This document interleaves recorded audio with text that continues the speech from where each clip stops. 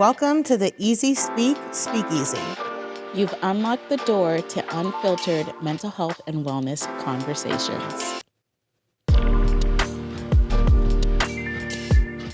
Let's try this again. Welcome, everybody, to the Easy Speak Speakeasy. Yay. Yeah. And hopefully you can hear me throughout this episode. So I'm having a little bit of technical difficulties, but what are we going to do? Not record something over it? No, we're just going to power through and, make it happen. exactly. We are at episode 29, feeling fine. Oh, yeah. I was wondering what episode number we were at. The other day I was looking at our YouTube and I was like, oh my gosh, like we're getting up there. Yeah. Fine. That's amazing. It is. So today we are going to be talking about a pretty sensitive topic. So I feel like whenever we talk about something sensitive, we always give a little disclaimer that if this is upsetting to you, to stop listening, take a break, do some breathing, or whatever type of self-care works for you, or skip this episode entirely if it's too much. Yeah. You can fast forward to our meditation minute at the end and do a little bit of that if you want to and come back, or just do some meditation minute and leave. But definitely, make sure that you take care of yourself whenever we have conversations that are tough. Of course, we're going to try to infuse some fun along the way, as we usually do.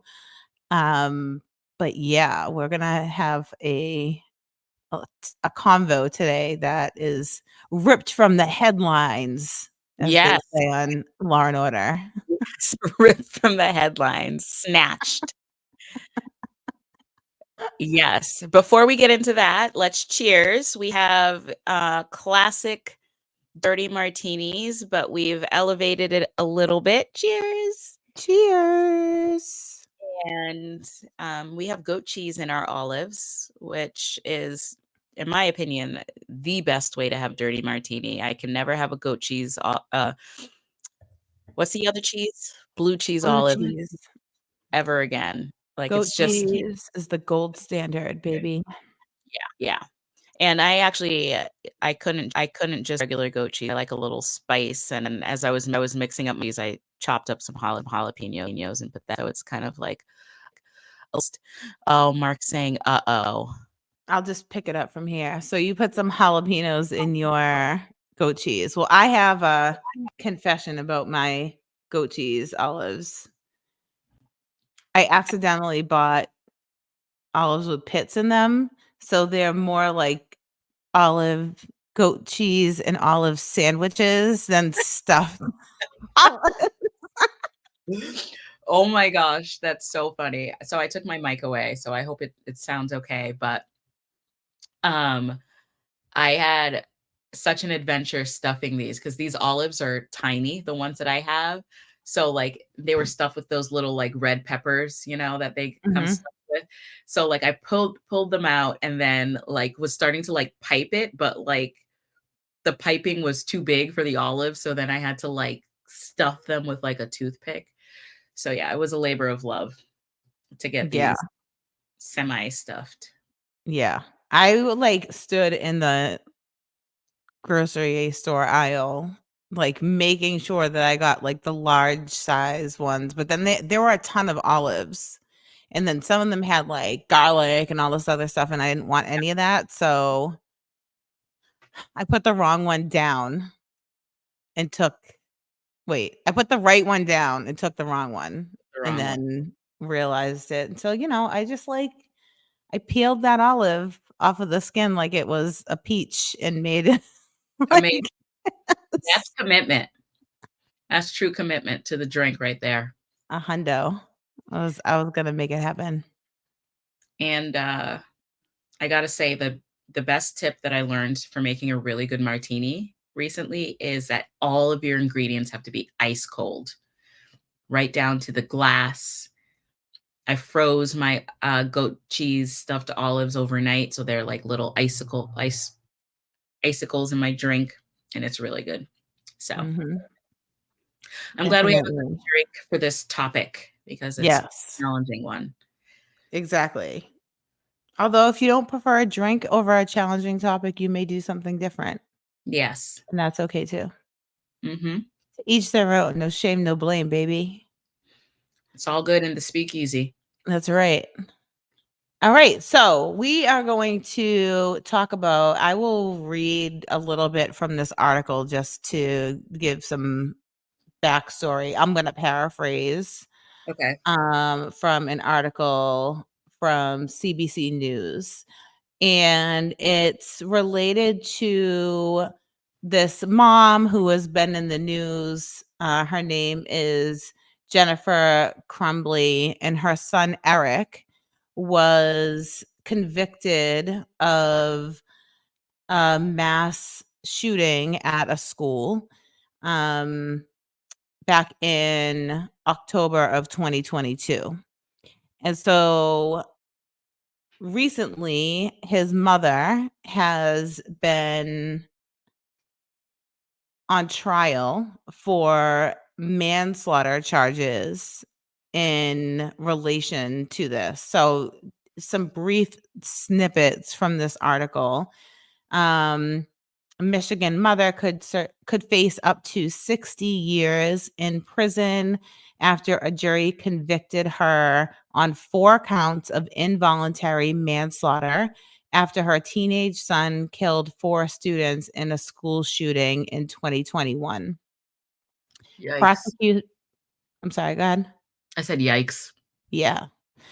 Prosecutors argued Michigan law compelled Jennifer Crumbly to prevent her then 15-year-old son, Ethan, from harming others, and the jury in the case agreed. Ethan, who is now 17, is serving a life sentence after pleading guilty to murder and terrorism charges. Jennifer's conviction is the first of its kind in a U.S. school shooting case, raising questions about the extent to which a parent can be held responsible for the criminal actions of their child. Legal experts say this could have broader implications for the U.S. criminal justice system. Um,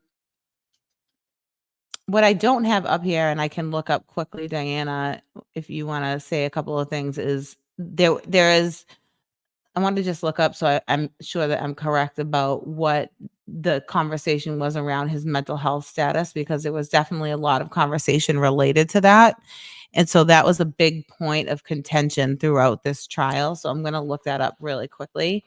But the other thing just to note as we're having this conversation is that his father is also being charged with involuntary manslaughter, and his case is going to be getting started this coming March. Whew. That's heavy. That's it's so much. Like when you sent that article saying that that's what we were going to be talking about today, I definitely didn't know how to feel about the case itself. I mean, I have lots of thoughts and feelings. I feel like this is one of the things that is happening in the world around us, especially here in the United States, that is contributing to my, quite frankly, like my like not wanting to go literally anywhere. Like I would just rather stay home.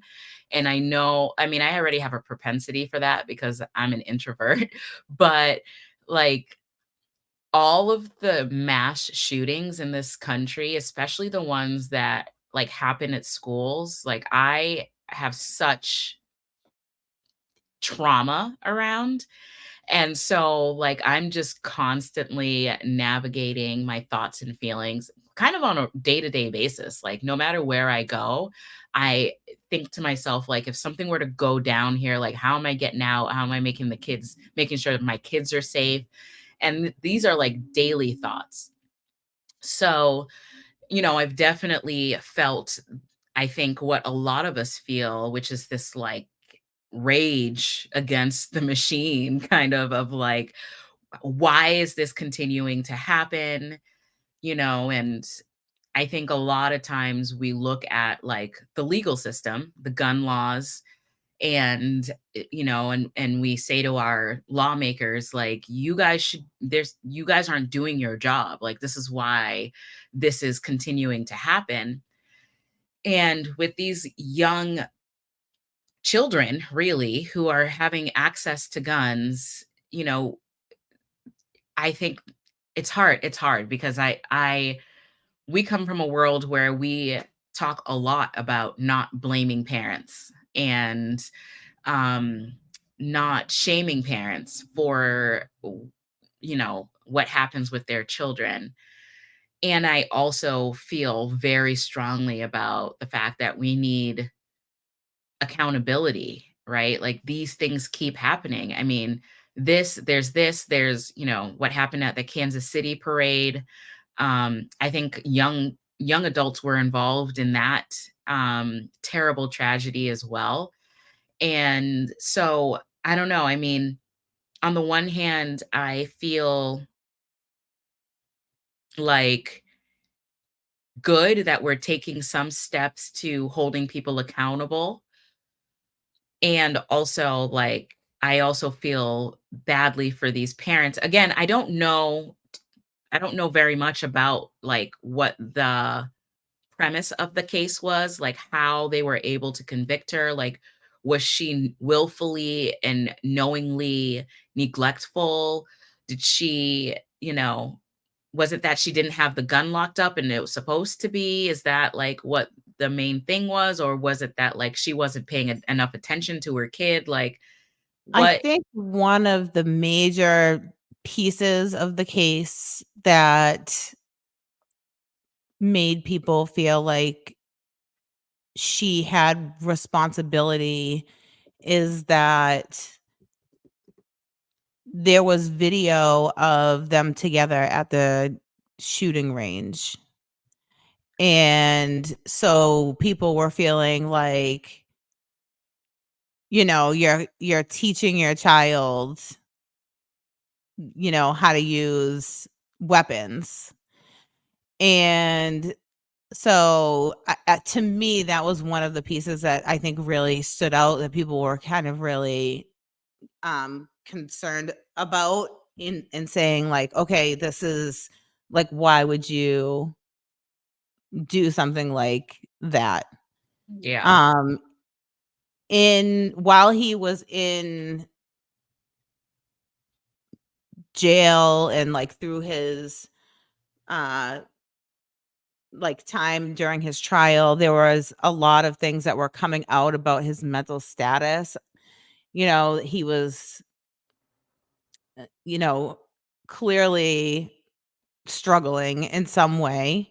Yeah. One of the things that his mom that I had seen testified about is that she knew that he had times that he was struggling like with depression, Yeah. and but she never felt that he was in a crisis, that he's a teenager, and teenagers have moments, right, where they are like sometimes in like a depressive state, or like their emotions are kind of all over the place, and that she didn't really feel like he's in a crisis mode. She never heard him make any threats to anybody, or never alluded to anything that made her feel like he would possibly be a danger to himself or others or anything like that.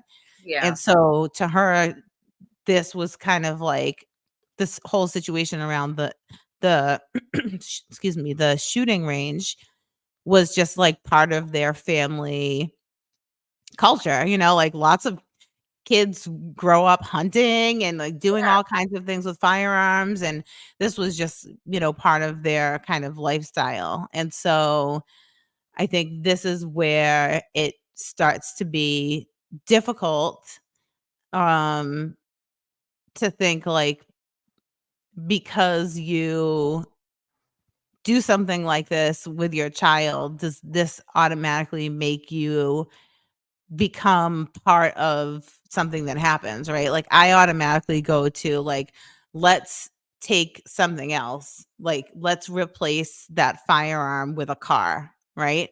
We all take our kids, most parents take their Drive. kids to drive. They enroll them in driving lessons and they teach them to drive. And it's a proud moment in a kid's life when they get their driver's license and their first car and blah, blah, blah, blah, blah. And if that kid then takes their car and drives it into a playground, would that parent be guilty because they taught the child how to drive or bought them a car? Yeah, the answer is absolutely not. Like that's kind of like what I was alluding to, that like, there's this, because this is happening so often, there's this really insatiable need to blame someone and find a solution, right? And, you know,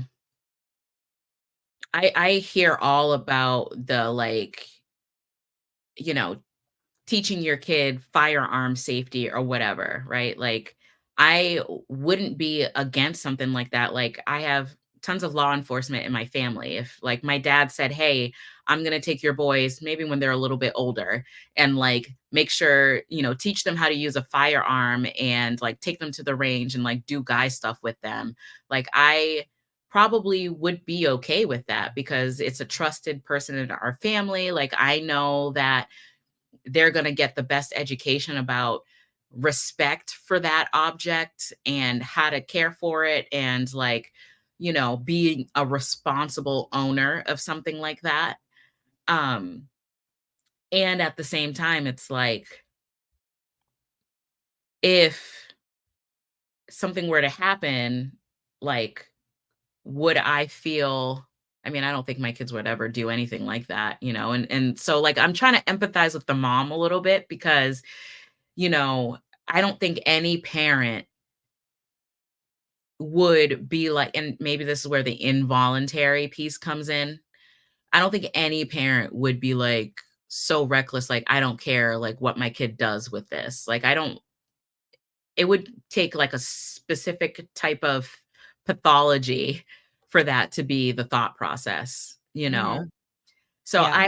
I don't know. I'm struggling a bit because it feels like it's kind of like we need a scapegoat type of Mhm. situation.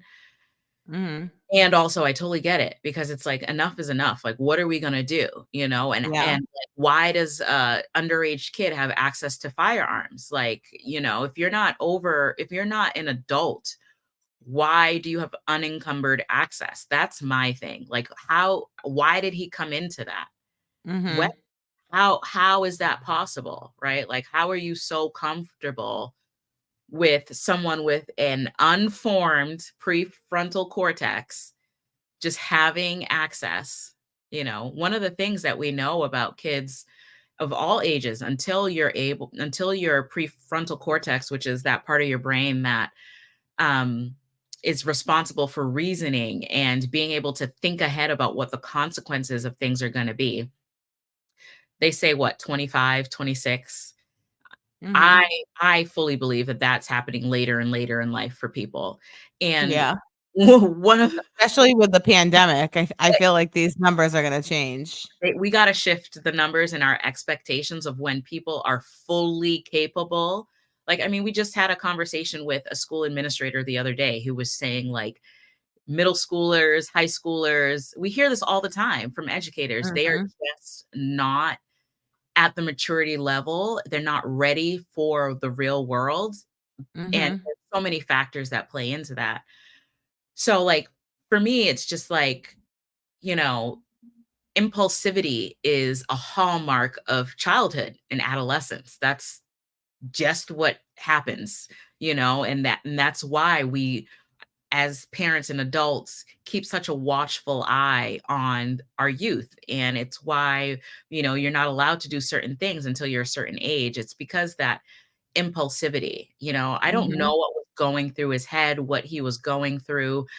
There's zero excuse, and he is going to serve life in prison for what he did.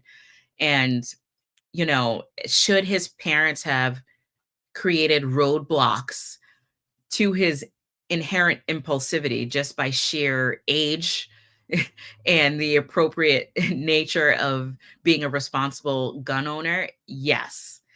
Absolutely. There's no reason why he should have had access to that weapon. So as we're talking about this, I fully agree with Mhm. the parents are being held responsible, but I also know that I don't know the ins and outs. Like, was Right. it was it a family weapon? Like, did he come into Well, so I have been looking at some things as you've been chatting. So one thing is that nobody is disputing that it seems like the weapon was locked and secured. It seems Oh, like he found a way to be able to gain access to it. oh, Um, One other piece that seems like was a big uh turning point in this case is apparently either earlier that day or maybe the day before, the school was feeling concerned about him, and he had made some drawings or images that people were worried about. They had a meeting with the mom, and the mom didn't mention anything about his mental health or anything about owning a gun. So that's out there, I think, for us to chat about. And then the one other thing that I just want to add is that I did find, um, after they did a mental health assessment on him, that he has major depressive disorder with psychosis, anxiety, and features of obsessive compulsive disorder. wow, that's a lot. So pretty significant mental That's health needs. Yeah. Um, And this assessment was done after the fact. Yes, it seems like this was done after the fact. So, obviously, those could all have been amplified based on having a mental health assessment done in jail and Yes. post all of these things that have happened. Yeah. Um, I think just in regards to the piece about the mom not sharing things right away. First of all, I don't know that any parent at a school meeting is gonna be like, "Oh, and by the way, we own a gun." Yeah, it It's just like, right, right. okay, That's what I like, was there's, Yeah. many, many, many, many, many Americans that own guns, as we know. There's more guns than people in this country, in my opinion, unfortunately, right?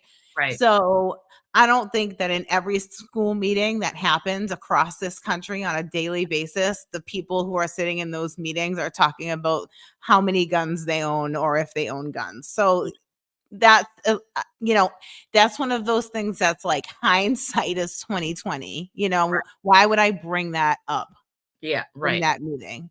right. And as somebody who has sat in many a school meeting and listened to people be concerned, quote unquote, I'm air quoting for people who aren't watching, Yeah. quote unquote concerned about what is happening with my child, who has drawn all kinds of things, Mhm. right? Um, I have never been a person who in the moment of that meeting has ever felt like, "Holy crap, blah, blah, blah," Yeah, right? I have worked with families where we have been in meetings where a child has expressed some significant concerning things yeah, that feels like, oh, they might need to have like a mental health evaluation right now. Like, let's take some right now steps. But yes, I'm not reading that that's what that meeting was, because if the way that schools operate is if yeah, that's what people are seeing, they make that happen now. And if they don't, like, if a parent is like, "And no thanks," yeah, usually like a state agency, like a child protective services yeah, conversation happens, and maybe even involvement, because like, why wouldn't you want your child to at least have an Yeah. assessment done to make sure that they're safe to What not state was hurt. this? Hmm? What state was this? Michigan. Okay. I know nothing about Michigan laws, but So, it's I think that, and the other thing is, as a mom who has raised and is forever raising a child with mental health needs, he says and does things sometimes that are concerning to other people, and that I'm like, pull him to the side, and I have to put my mom voice on and be like, "Get yourself yeah. together today." Yeah. Okay? Yeah. Right? Like, And then there have been times where he says and does things, and I'm like, this is outside of, like, who he actually is in a moment where he's, like, upset. yeah.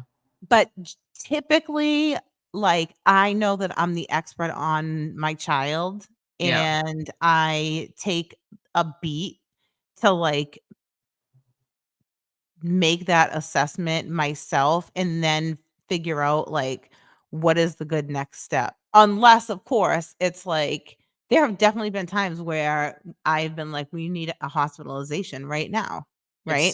safety. It's Yeah. safety, like, no matter what, I want him to be safe, and other people around him too, but it's his mom, like, his safety is my number 1 priority, Yeah. and so that that is l it's a very I can't there's almost no words to put to what it's like as a parent who is raising a child with needs like this, and to be trying to manage and balance all of these different facts and emotions and choices at the same time, and Yeah. also knowing that literally every eyeball that is on you is a critical eye, and most of them don't feel like they're on your team. Yeah. It's very, very scary, and I think most parents, even when their kids do something horrific, still wanna protect their kids. Of course. Like, You'll always be your kid, no matter what. No I'm matter not what. saying that what this mom did or didn't do was right. But what I feel like is she didn't take a firearm and give it to him or go to a shooting range and be like, "So one day if you're at school," Yeah. like, it seems like in many of these articles that I've read, says that she failed as a parent, that she Yeah. failed miserably as a parent, right? Like, this is somebody who it sounds like they tried. Yeah. Like, they did everything that they could, and so, o Yeah.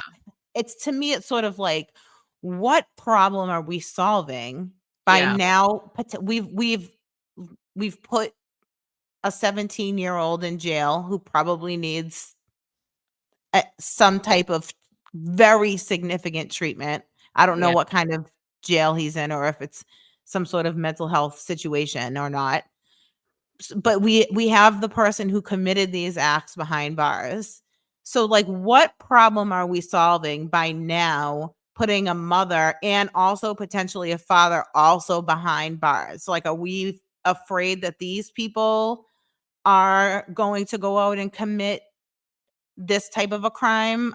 Do we think they're running some sort of a, like, school of mass shootings? I just don't understand, like, where to what end Right. are we doing this? Like, It's even if you made all of the wrong decisions as a parent, yeah. in quote unquote wrong decisions, I don't know. We're all like doing the best that we can with, like, the information that we have, right? But, like, even if you feel like, or people feel like you did make all of the wrong decisions, like, if you didn't do it and we're not, like, an actual part of a plan or planning or all of those things, like, I'm still trying to wrap my mind around, like, jailing Yeah. other people. Like, Yeah. where does this go? Like, Like, how, like, this is where I start to get, like, Handmaid's Tale in my mind. It's coming from, like what I said at the beginning, it's coming from this feeling that I think a lot of us Americans have of we need to do something. And it's not unheard of in the history of our country that we pass the buck. And it really starts and ends with the nuclear like the family, you know? And I mean, yeah, you're right. Like, wouldn't we be better served for Ethan's mom? Is it Ethan or Evan? I don't know. Ethan. It's Ethan. Hmm. Ethan's mom to now do some work with families across the country whose kids are dealing with similar challenges so that we can prevent this in the future. Because really, if we're talking about the things you said, OCD, depression with psychosis, like, psychosis is no joke, and we've talked about psychosis on this podcast before. Psychosis is essentially you're living in an altered state of reality.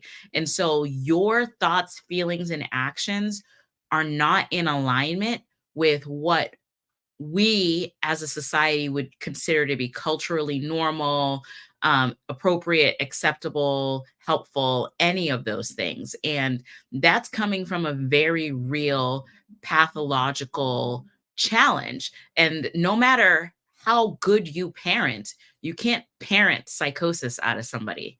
That's Yeah. not. I mean, and I think people don't really have a good understanding of psychosis. I think it's just like I mean, generally, I think a lot of people don't really have a good understanding about a lot of different mental health diagnoses.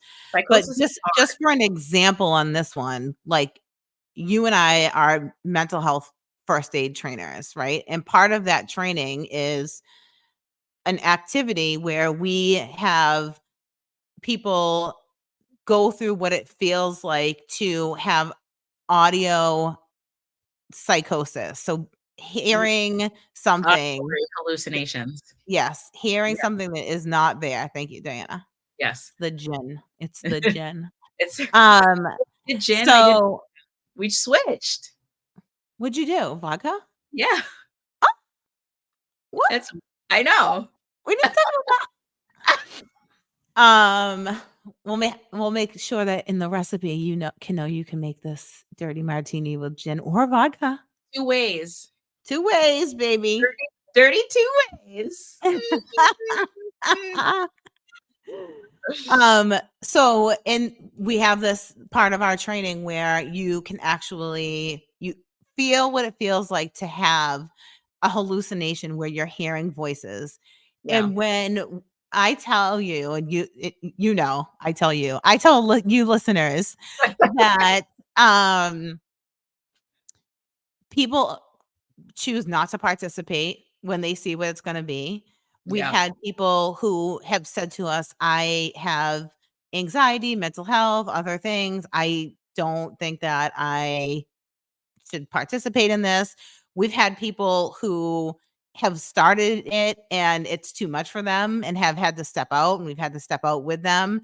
And Yeah. then by and large, most people are able to go through this part of the training and they have an entirely new understanding Yeah. of what it means to have an audio hallucination. And then this is like we're talking about 30 seconds. And so then we say to folks like now amplify that by all day every day in your life. Yes. It's hard.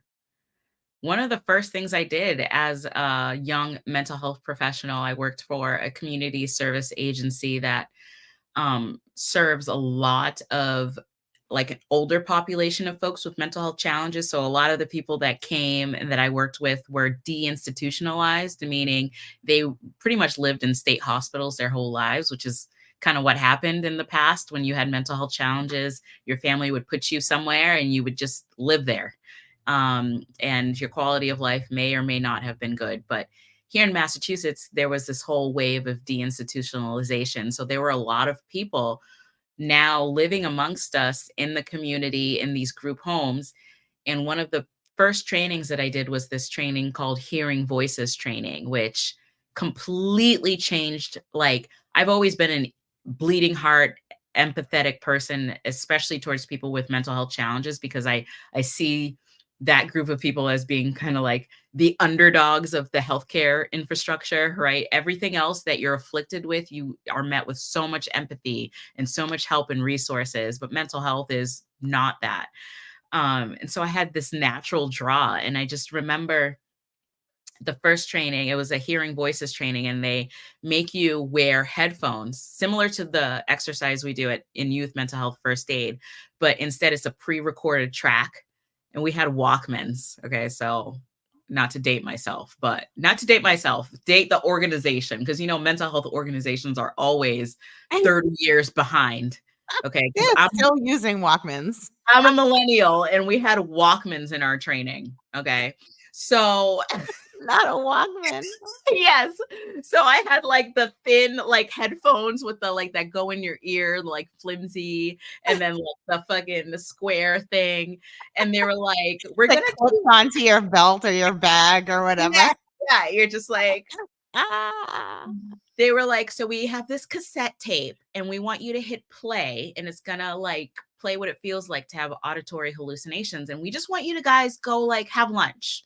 Go order your lunch, go try to sit with your colleagues and enjoy your lunch, but keep this in the whole time.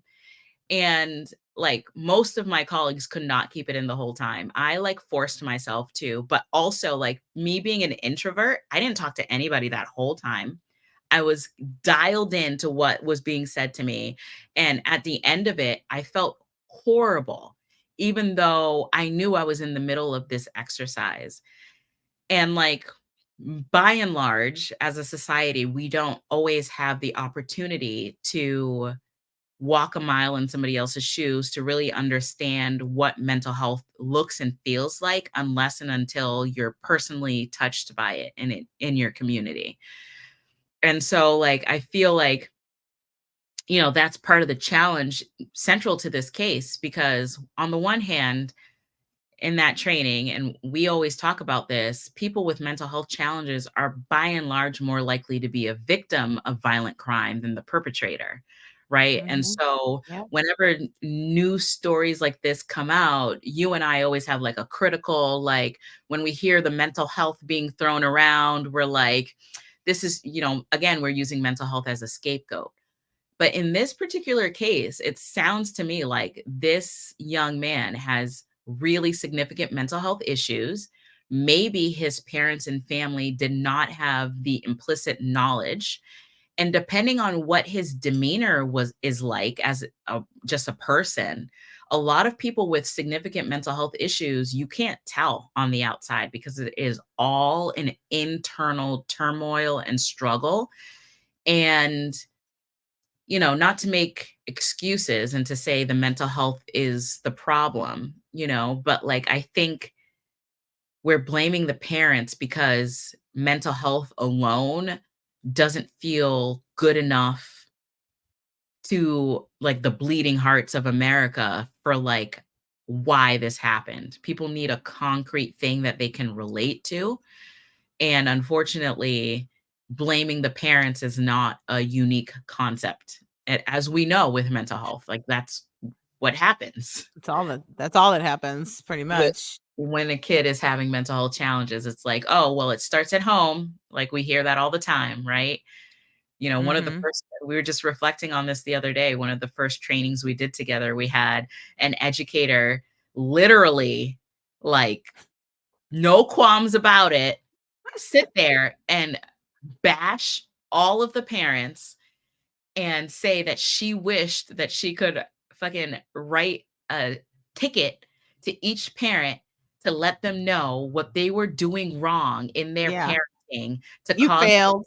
yeah, to cause their child to be a little bit more rowdy in class the next day or whatever it was, because it was nothing near the stratosphere of significant mental health challenges with psychosis. Like it was chicken shit in comparison to what we're talking about with this case. So, Mhm.